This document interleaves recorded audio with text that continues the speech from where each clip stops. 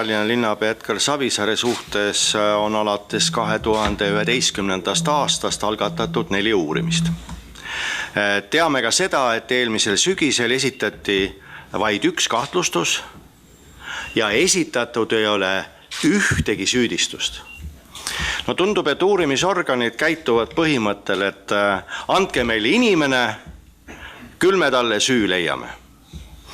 Niisugune olukord on see, mis sundis meid abilinnapeasid käivitama kodanikualgatusena täna liikumise, rohelise lindi liikumine Edgar Savisaare toetuseks.